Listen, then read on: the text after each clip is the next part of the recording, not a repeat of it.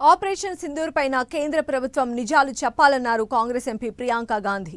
కాశ్మీర్లో పరిస్థితులు మారిపోయాయని కేంద్రం గొప్పగా చెబుతోందన్నారు. అక్కడి పరిస్థితి మాత్రం ఇందుకు విరుద్ధంగా ఉందని విమర్శించారు. పెహల్గాం ఉగ్రదాడికి మన ఇంటెలిజెన్స్ వైఫల్యం కాదా అని ప్రియాంక ప్రశ్నించారు.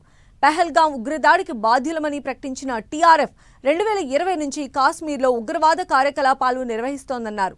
ఇప్పటి వరకు టీఆర్ఎఫ్ జరిపిన దాడుల్లో 41 మంది జవాన్లు 27 మంది పౌరులు చనిపోయారని ప్రియాంక చెప్పారు.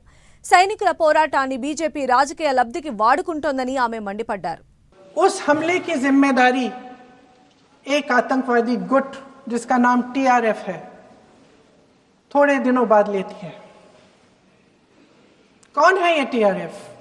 2019 में ये गुट बना।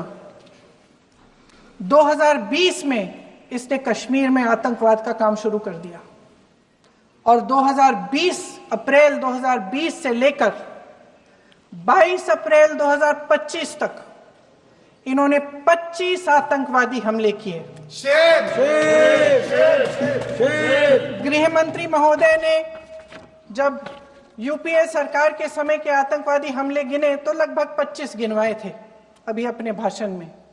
इस गुट ने कश्मीर में 25 हमले 2020 और 2025 के अंदर एक पूरी लिस्ट है इन हमलों की। मेरे पास इतना समय नहीं है इसलिए मैं एक एक को नहीं पढ़ना चाहती, लेकिन मैं इतना कहूंगी कि इनमें रियासी का हमला भी था 2024 का, जिसमें 9 लोग मारे गए और 41 लोग घायल हुए। कुल मिलाकर 2020 से लेकर 22 अप्रैल 2025 तक टीआरएफ ने 41 सेना और सुरक्षा कर्मियों की हत्या की, 27 सिविलियन की हत्या की और 54 लोगों को घायल किया था। देश के इतिहास में ये पहली बार हुआ कि जंग होते होते ही रुक गई है जी। और इस रुकावट का ऐलान हमारी सरकार, हमारी सेना नहीं करती, अमेरिका के प्रेसिडेंट करते, अमेरिका के राष्ट्रपति करते। ये हमारे प्रधानमंत्री महोदय की गैर जिम्मेदारी का सबसे बड़ा प्रतीक है। आज गृह मंत्री जी ने इस बात पर उल्लेख किया। उन्होंने कहा, उनके शब्दों में उन्होंने कहा कि पाकिस्तान के पास शरण में आने के बजाय कोई चारा ही नहीं था। आपने शरण दिया क्यों?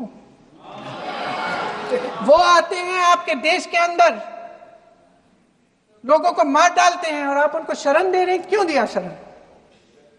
इसका जवाब क्यों नहीं दिया है एक भी भाषण में? अध्यक्ष महोदय, जब सरकार झूठी और कायर हो तो वे बहादुर से बहादुर सेना के साहस और पराक्रम को भी कमजोर कर देती है।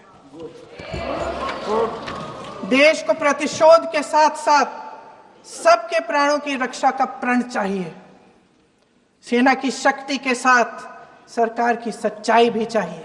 महान देशभक्त शहीद इंदिरा गांधी जी, जिन्होंने सफल कूटनीति के बल पर अमेरिका के राष्ट्रपति निक्सन का मुकाबला करके पाकिस्तान का विभाजन करवाया, बांग्लादेश बनाया, 1 लाख पाकिस्तानी सैनिकों को आत्मसमर्पण करने पर मजबूर किया, उन्होंने कभी इसका श्रेय लेने की कोशिश नहीं की।